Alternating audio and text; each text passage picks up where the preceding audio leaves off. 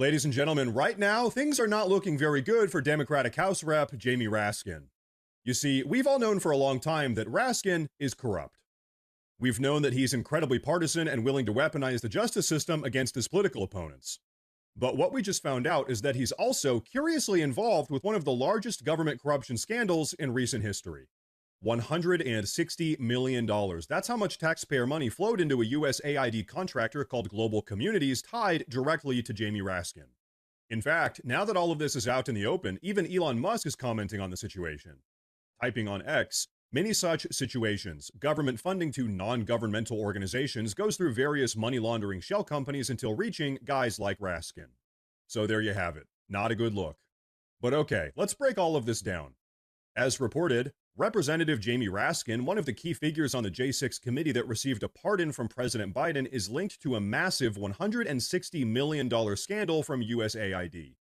Not only was he part of the squad trying to keep us in check during the J6 hearings, but he's also the representative for Global Communities, a giant USAID contractor that raked in $160 million in 2023.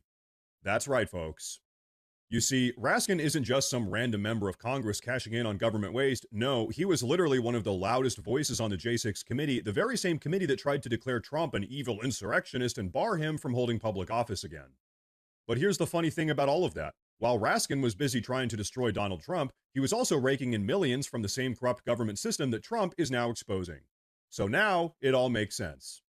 Now let's not forget that January 6th committee was a complete and total scam because of guys like Raskin. If you all remember, despite all of their grandstanding, they failed to prove that Trump was actually an insurrectionist. Instead, they were exposed for being corrupt themselves after allegations surfaced that they were tampering with witnesses using encrypted messaging apps. But folks, as we all now know, the real goal of the J6 committee was never really to find the truth.